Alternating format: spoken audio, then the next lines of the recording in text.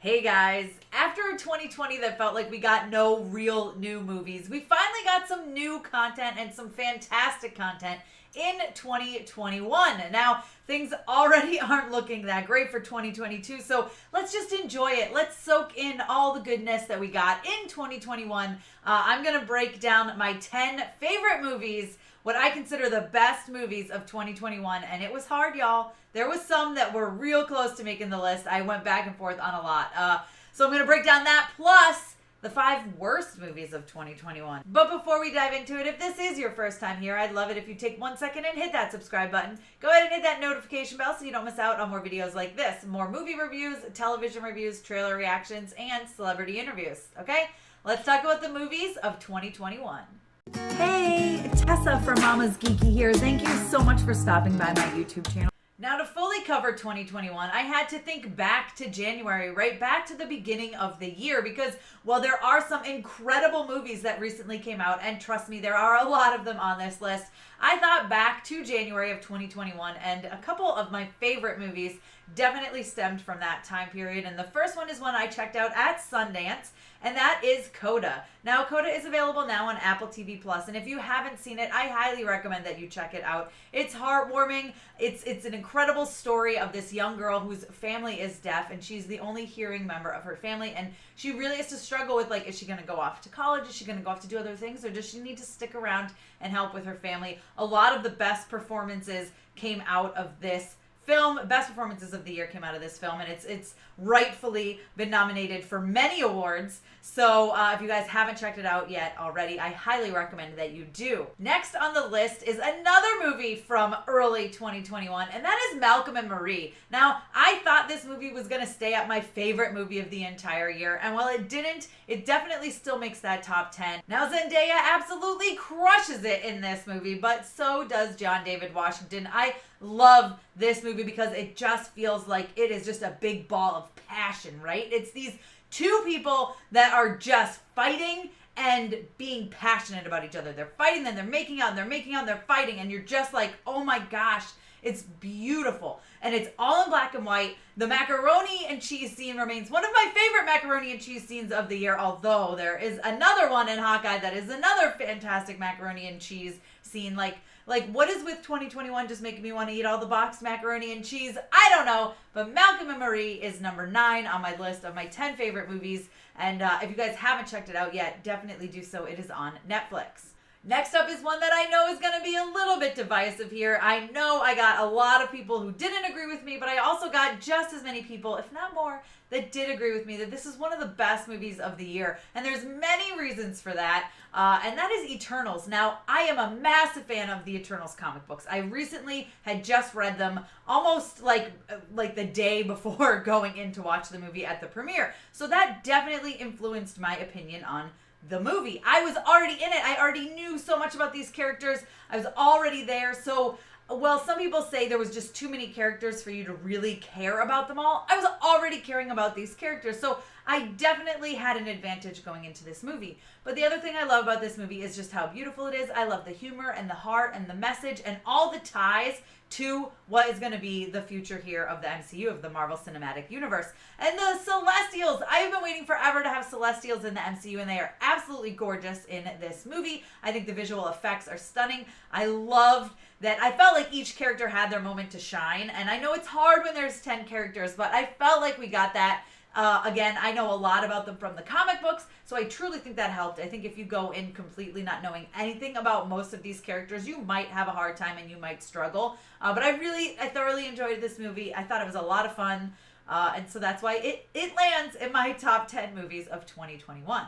Next up on my list is The Mitchells versus the Machines. You guys, this is up there in my list of favorite animated movies of all time. I think it's amazing. It's absolutely gorgeous to look at. I love the animation style. I love that they combined different animation styles all throughout. I thought that it was hilarious. I fell in love with Katie. Of course, Manchi is a pug. I have a pug, so that already had won me over. And I just think it's so much fun because it's about an average family trying to survive the robot apocalypse. Like, and it's done in such a great way that it's so much fun. It feels like something that could actually happen. And this came out earlier in 2021 and remained one of my favorite movies throughout the year because I just continued to watch it time and time again with my family, with my kids. My kids absolutely love it. I can't even tell you how many times we've seen this movie already. It's definitely up there. It almost beat Spider-Man Into the Spider-Verse for my favorite animated movie of all time, but it didn't quite make it. So it's definitely one of my favorite movies of the year. If you guys haven't seen The Mitchells vs. the Machines yet, it is out on Blu-ray and digital, but you can also check it out on Netflix. Next up is Dune. You guys, I saw Dune at TIFF and instantly fell in love with it. I knew going into it that this was something I was probably going to enjoy just because of the grandiose scale of it. And I do like the story of Dune.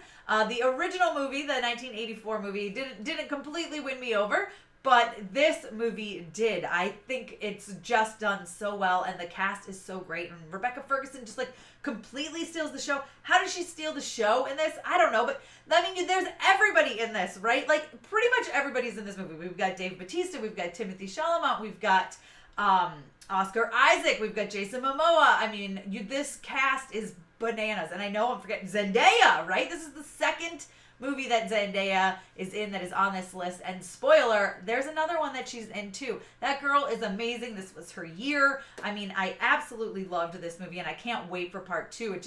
It really hooked me and had me so into this movie. And then, of course, with the final line being, this is only the beginning, I was like, oh man, I just can't wait to give me more. Inject Dune 2 into my veins. Next on the list of best movies of 2021 is Shang-Chi and the Legend of the Ten Rings. Now, I was cautiously optimistic going into this one. I'm not going to lie. I don't know a lot about this character from the comics, not like I do many other movies. So I really was eager to learn more, but also see what these actors are going to do with this, and then where this fits in the greater picture of the MCU. I was completely surprised with Ben Kingsley's role and how much of a role he had in this, how long he was in this movie for. I thought he was fantastic. I thought he was a lot of fun, but I loved the action in this movie. I thought it was great, and the final scenes there as they're battling up against basically kaiju, right? There's like a kaiju battle going on in this movie. What is happening? I don't know. I just thought it was absolutely beautiful, and it was stunning to watch. The cinematography is great. There's humor in here. It's hilarious. Awkwafina is so funny. And I was just so happy to see a new hero come in. You know, I love the Avengers, don't get me wrong, but it's been great getting new characters and seeing what the future of the MCU is going to be like. You guys know I'm a massive Marvel fan. I'm a huge comic book fan, so I was really excited to see the MCU expand. Next up is a movie that completely took me by surprise this year, and that is Pig. Now, I love Nicolas Cage. I think he's so much fun in every movie that he does, but this movie completely blew me away. From what I saw in the trailers and even the beginning of this movie, it takes a sharp turn in the middle and it never looks back. I was completely surprised as to where this movie ended up going, and I was totally here for it. This is one of Nicolas Cage's best performances. I absolutely fell in love with this movie, and if you have not seen it, I definitely recommend you check it out. It is called Pig. I don't even want to say any more about it because I don't want to give anything away, but it's not going to be what you think it's going to be. It's a very emotional, heartfelt, and Nicolas Cage he absolutely crushes it. Next up is Last Night in Soho. Now, I saw this movie at TIFF, and this is another one I was surprised about. I had seen the trailers, and I thought for sure I knew where this movie was going. I was like, I have it all figured out, but hopefully I enjoy the ride. And wow, do they surprise you with the twists and turns. This is a thriller. This is scary. I had nightmares of some of the moments in this movie, and I don't want to talk about it because I don't want to ruin it. But also, Anya Taylor-Joy and Thomasin McKenzie absolutely just have this amazing presence on screen. When they are together and when they are separate, they just demand attention. They captivate the audience, and they're so good, and they're so good in this movie. Not to mention the score, the soundtrack, the costuming, the hair and makeup. I absolutely adored this movie. I've seen it several times, and this is one I will watch time and time and time again. I was completely blown away. Last Night in Soho easily makes this list of the best movies in 2021. Okay, guys, my second favorite movie of 2021 is Something I thought was going to remain the first, and it didn't. It got knocked out just at the last second. It's the Suicide Squad. You guys know I love me some James Gunn. I think he's absolutely brilliant with every single thing that he does. And I love when he takes control of an ensemble film, right? An ensemble comic book type movie. That's why I love the Guardians so much. I think he does a fantastic job with the Guardians of the Galaxy. So I was very excited to see what he was going to do with the Suicide Squad. He gave me the Harley Quinn I have always wanted, but he's given us so much more with this movie. I mean, King Shark, Peacemaker, I mean, literally everybody. Ratcatcher 2. I mean, everyone in this movie is so good. They all have their moment to shine. They all bring something to the table, and James Gunn does that so brilliantly with his directing and his writing of this story. I was completely in it from beginning to end. This is a movie I've seen at least 20 times this year, and I'll probably watch it more and more. It's filled with gore. It's like, this is what happens when you allow a director to just play out his vision. And that is what we got with this movie. Again, I really expected this to be my number one movie of 2021, but then you guys all know who came in, who swung in to steal the number one spot, and that is Spider-Man. Spider-Man No Way Home is my number one favorite movie of the year. No surprise. I've seen it 3 times already. I've cried like a baby every single time. The entire third act, I am a slobbery mess. It's disgusting. You don't want to go anywhere near me. But this movie just absolutely stole the year for me for several reasons. Not just the nostalgia, but the story, the tie-ins for the future of the MCU, Doctor Strange, like everyone who's in this. I'm trying to remain spoiler-free in case you guys haven't seen it yet, but it's out now. Go see it. Best movie of 2021. Easily Spider-Man No Way Home. I really, really thought it was going to be the Suicide Squad. And again, at the last second, Spider-Man came in and stole it. But this is Tom Holland. You get to see Spider-Man. He becomes Spider-Man, okay? He moves away from that Iron Spider, Iron Man Jr. Stigma that he had. And he becomes Spider-Man. And it is absolutely heartbreaking. But it is what we all expected, right? This is Spider-Man that we all know and love. So I was very, very pleased with this movie. I've seen it a bunch of times. I've seen it 3 times. I'll see it more and more. I know that already. I can't wait to own it and watch it like every day and just cry myself to sleep watching this movie. It's that good. All right, and I promise you guys the 5 worst movies of the year. Let's briefly go over them. My number 5 here is House of Gucci. You guys, I just didn't love this movie, and I wanted to. I think Lady Gaga was great. She tried so dang hard. Okay, and so did Adam Driver.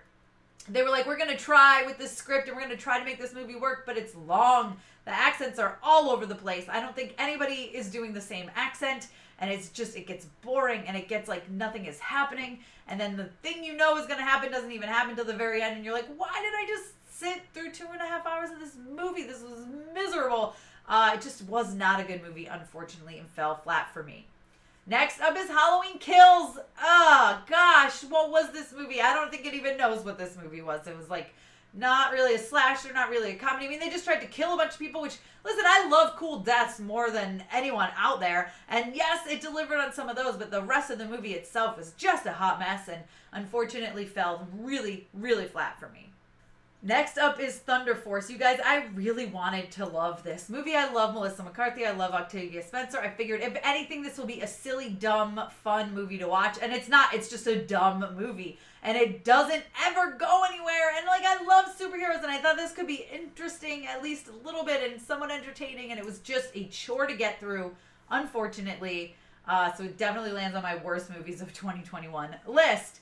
Which, another movie I was actually really cautiously optimistic about, pretty excited about, that makes its way onto this list, and that's Cinderella. Listen, poor Camilla Cabello just fell completely out of place this entire movie. It just didn't go anywhere. It was like, what is the point of this? It just wasn't great. I didn't feel like anyone in it was that good besides Idina Menzel. She crushed her role, but she's barely in it, and like she has a song, sure, she's good, but like, I don't know, this movie just absolutely a stinker for me, unfortunately. My kids, who are 8 and 10, love princesses, love the story of Cinderella. They bowed out early on. They said, do we have to finish watching this, Mom? And I was like, I guess you don't. I do, because it's my job. You guys don't have to watch it. Which says something. It says something. The jokes were all off. Like, the mice, James Corden talking about peeing out his front tail. Like, this is a kid's movie. That's unnecessary. It just was a big flop for me, unfortunately. And the worst movie of 2021 for me was Beckett. I just felt like nothing went anywhere, and it's crazy because, of course, we have John David Washington, who I love in Malcolm and Marie. I think him and Zendaya are amazing in that movie. This one, he just couldn't save it. I felt like nothing ever happened. It's set up for what I thought was going to be very suspenseful and intense and amazing and like one of these like on the edge of your seat movies. And I just was like, wow, it was a struggle to finish. And I felt like there was no need to ever watch it. It didn't go anywhere for me, unfortunately, and it was just completely boring, pretty much from beginning to end. There was like one moment where I was like, oh, maybe, and then it just fell flat, but I don't know. All right, guys, that's my list of the 10 best movies of 2021 and the 5 worst movies of 2021. You guys let me know your thoughts down below in the comments. I want to see your list. Let's talk about it. Let's compare. Be sure to give me a thumbs up. Don't forget to subscribe. Hit that notification bell so you don't miss out on more videos like this. You guys can follow me over on Instagram and Twitter. I'm at MamasGeeky over there. MamasGeeky. Thank you so much to all of my monetary supporters, my members here on YouTube, as well as my patrons. If you haven't joined yet, please consider doing so. We have some really awesome perks, including a monthly Zoom meeting where we get to talk face to face. Thank you again to everyone who supports me.